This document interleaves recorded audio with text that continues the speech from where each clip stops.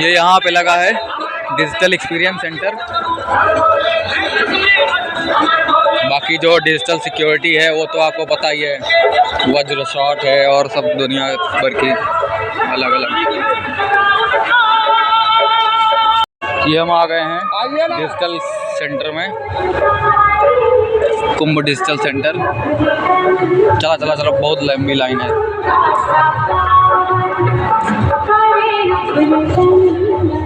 Face recognition, anti drone system और ये सब, भाषिनी ऐप। काफ़ी लंबी लाइन लगेगी इसमें।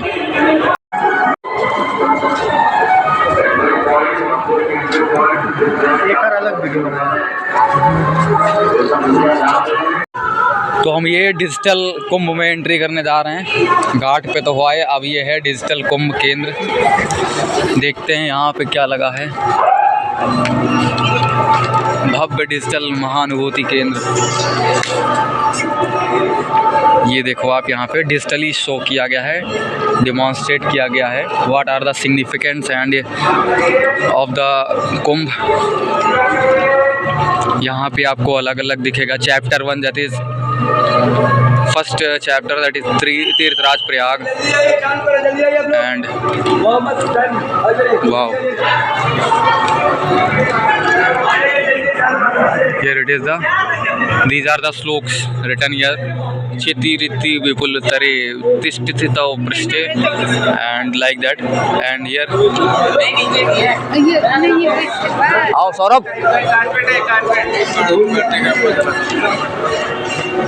Here it will be the digital experience center.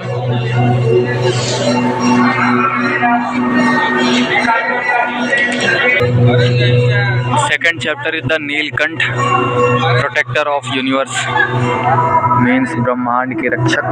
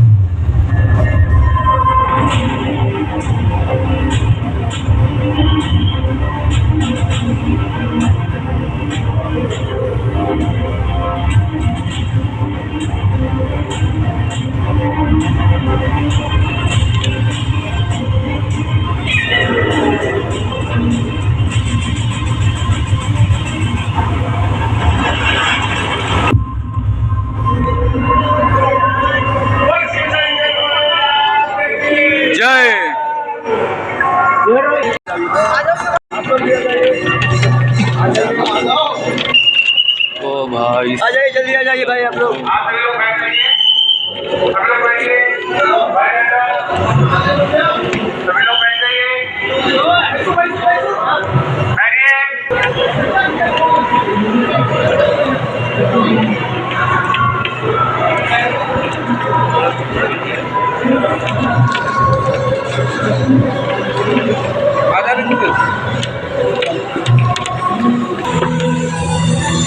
सृष्टि के प्रादुर्भाव के साथ ही प्रकाश अंधकार, सत्य असत्य और धर्म अधर्म का शाश्वत संघर्ष भी आरंभ हो गया।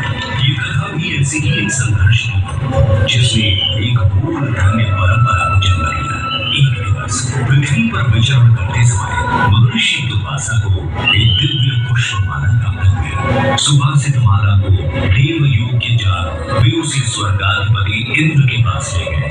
हे सुरपति, ये दुर्लभ माला मैं आपको भेंट करता हूं। इसे मेरा आशीर्वाद समझकर सहेज कर रखें। परंतु इंद्र महर्षि के आशीष का ध्यान न कर सके और अहंकार के प्रमाण में उन्होंने वो माला ऐरावत के मस्तक पर रखी। पुष्प गंध से असहज ऐरावत ने माला धरती पर ऐसा घोर मान जिस धन ऐश्वर्य पर तुम इतना इतराते हो, मैं वही तुमसे छीन लूंगा। वैसी क्षण तुम्हें और तुम्हारे लोग को श्रीहीन होने का श्राप देता हूं। ऋषि श्राप के प्रभाव से देवताओं का वैभव छीन गया। तीनों लोगों में हाहाकार मच गया। देवों की शक्ति क्षीण होते ही दानवों ने देवलोक पर आक्रमण कर दिया। घोर देव असुर संग्राम के पश्चात स्वर्गलोक दानवों के अधीन हो गया। पतित पराजित देवगण शादिमान करते श्री हरि विष्णु की शरण में पहुंचे। प्रभु, तीनों लोगों पर संकट है, हमें इस श्राप से मुक्ति दिलाइए। देवराज, इस संकट का समाधान सागर मंथन है, परंतु मंथन तभी सफल होगा देवता दान मिलकर प्रयास करेंगे। ये कैसे संभव होगा नाथ? सृष्टि के कल्याण हेतु इन दो परस्पर शक्तियों को साथ आना ही होगा।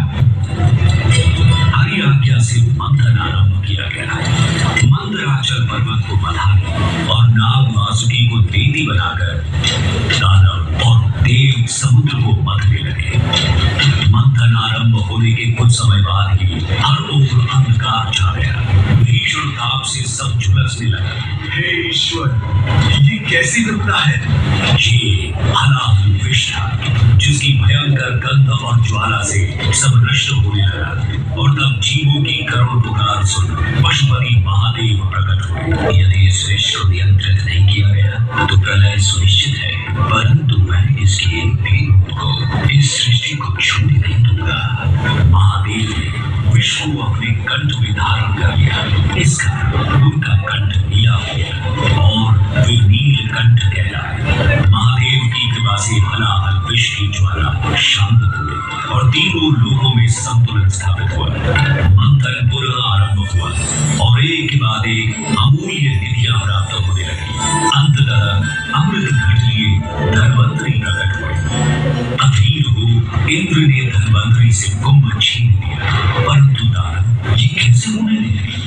देवों और दानवों में अमृत पाने के लिए छीना झपटी शुरू हो गई। इस कलह का अंत करने के लिए श्री हरि को मोहिनी रूप ले अवतरित होना पड़ा और उन्होंने बड़ी चतुराई से सारा अमृत देवताओं को पिला उन्हें अमर कर दिया। समर्थ हो देवों ने स्वर्ग पर धर्म का राज पुनः स्थापित किया। परंतु इस सारे प्रकरण में एक विशेष बात और हुई। छीना झपटी ने अमृत की 4 बूंदें स्वर्गलोक, पाताललोक और पृथ्वी पर आ गई। पृथ्वी पर ये बूंदें प्रयाग, हरिद्वार, उज्जैन और नासिक में गिरी। अमृत से पवित्र हुई धरा तीर्थ बन गई। यही कारण है कि इन स्थानों पर हर 12 वर्षों में कुंभ मेले का आयोजन होता है। समय की अनंत धारा में ये परंपरा अनादिकाल से चली आ रही है। महाकुंभ मेला 2025 में आपका स्वागत है। आइए इस अद्वितीय आध्यात्मिक अनुभव का भाग बने।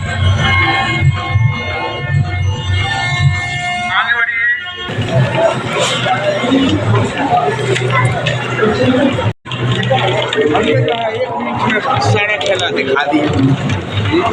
और ये 4th चैप्टर है त्रिवेणी संगम।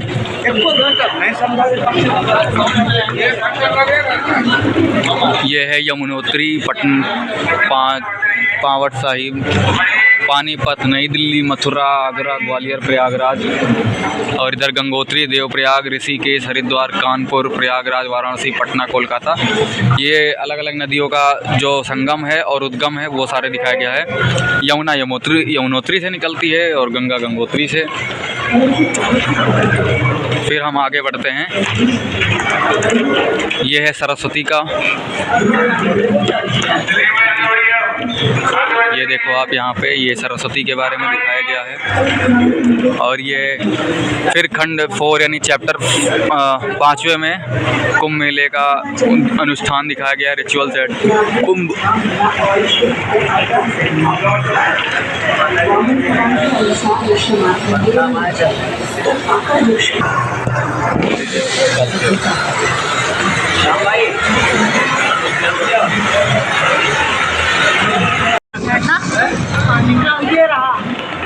और बाकी ये कल्पवास के बारे में लिखा गया है, फिर स्नान के बारे में लिखा है, ध्यान यानी मेडिटेशन के बारे में, और दान चैरिटी के बारे में, यानी जो चारों वो हैं कल्पवास, स्नान, ध्यान और दान। और फिर ये है डिजिटल एक्सपीरियंस। ये देखो आप काशी का नज़ारा, ये इधर भी।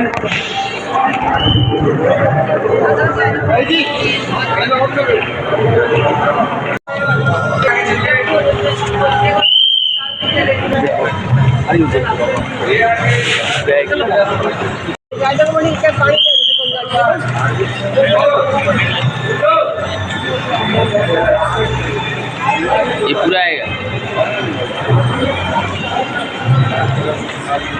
फिर इसके बाद आता है कुंभ बीतिका यानी कुंभ गैलरी।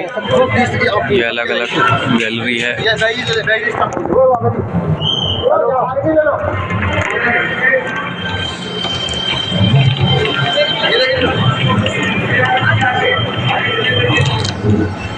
ये पहले कुंभ ऐसे ही होता था, उसकी फ़ोटोज़ हैं। ये अब की हैं, नई पुरानी सारी फ़ोटोज़ आपको देखने को मिल जाएगी इसमें। फिर ये खंड 6 यानी चैप्टर 6 में आएगा द डिवाइन कन्फ्लुएंस, दिव्य संगम। ये यहाँ पे क्या क्या है दिखाया गया है। नासिक कुंभ गोदावरी के तट पर है, और ये उसके जो एस्ट्रोलॉजिकल इन्फ्लुएंस है, एस्ट्रोलॉजिकल सिग्निफिकेंस है, वो दिखाए गए हैं। फिर ये है उज्जैन सिंगस्त, ये क्षिप्रा नदी के तट पर है।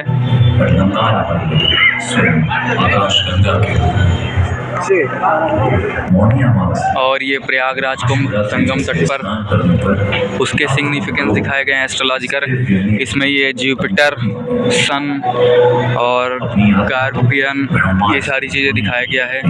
कुंभ मेला तब आयोजित होता है जब बृहस्पति वृषभ राशि और सूर्य मकर राशि में होता है। उसके अलावा ये हरिद्वार का दिखाया गया है। हरिद्वार कुंभ लगता है गंगा तट पर। मूलाधार चक्र, स्वाधिष्ठान चक्र, मणिपुर चक्र, अनाहत चक्र, विशुद्धि चक्र, आज्ञा चक्र, सहस्त्र चक्र। और ये सूर्य दिखाया गया है यहाँ पे। और ये है ऋषि तपोवास। इस खगोलीय संयोग में झलक देवता तारों के रूप, असुर ग्रहों के रूप, और मंदार पर्वत स्वयं आकाश गंगा के रूप। मौनी अमावस्या और महाशिवरात्रि जैसे स्नान पर्वों पर लाखों लोग इस दिव्य नील की अनुभूति महसूस अपनी आत्मा ब्रह्मांड से जोड़ने के लिए आते हैं। अपने अंतर और बाह्य के ब्रह्मांड का अनुभव सृष्टि अपनी प्रतीक्षा करती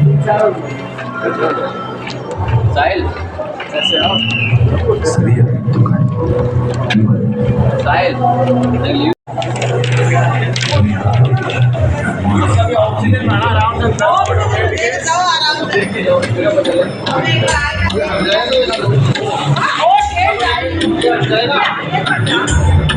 तीन श्रेणियों शिव। फिर ये 7 चैप्टर आता है अखाड़ा एट कुंभ। कुंभ में जो अखाड़े हैं अलग अलग वो दिखाए गए। यहाँ पे अलग अलग लीडर्स का दिखाया गया है। महात्मा गांधी, नरेंद्र मोदी, योगी आदित्यनाथ, मार्क ट्वेन, ये जो ऑथर और ह्यूमरिस्ट थे, अमिताभ बच्चन, सदगुरु और सुषमा स्वराज। एक ऐसा शब्द जो जिसका अर्थ है आध्यात्मिक और शारीरिक साधन। यहाँ पे अलग अलग अखाड़े दर्शाए गए हैं, बैरागी अखाड़े, और ये सारे विशेषता, रंग, ध्वज, प्रतीक, ये सारी चीज़ें दिखाई गई हैं अखाड़ों के बारे में। धर्म के ध्वज जो हैं हमारे, धर्म ध्वज चिन्ह। फिर ये दशनामी अखाड़े के बारे में लिखा गया है, और इधर है उदासीन अखाड़े के बारे में।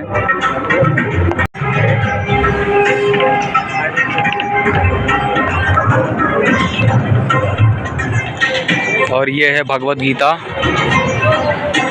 गीता का जो डिजिटल ट्रांसफॉर्म है, इसको डिजिटली दिखाया गया है।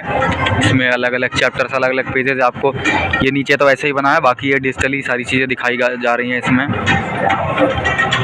और ये चैप्टर 8 में लिखा है साहित्य में वर्णन, यानी द लिटरेरी ऑफ इकोज।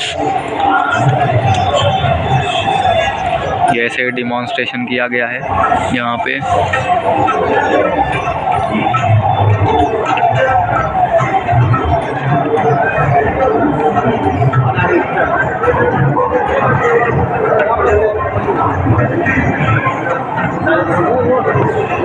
ये इन सब में गैलरीज में जो बोला जा रहा है वो आपको ऐसे सुनाई नहीं देगा, उसके लिए आपको इसमें लगे हुए ईयरफोन्स वो लगाने पड़ेंगे। ये देखिए हमारे मामा जी लगे पड़े हैं, देख रहे हैं, ऐसे इसमें आपको सुनने को मिलेगा।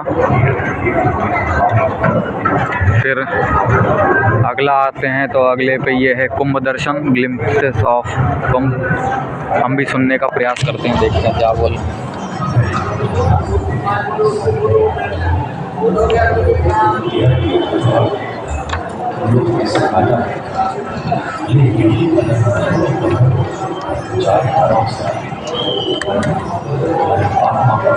जो यहाँ पे कह रहे हैं वो सभी को शोर शराबे में नहीं सुनाई देगा, उसके लिए आपको ये माइक ईयरफोन लगाना पड़ेगा। आप लगाइए और feel the voice what they are saying in the screen,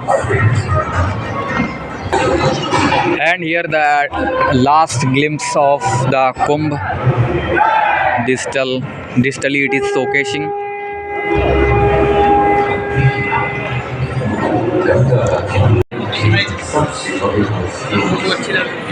ये भी अलग अलग गैलरीज, स्क्रीन सेवर लगे हुए हैं इसमें।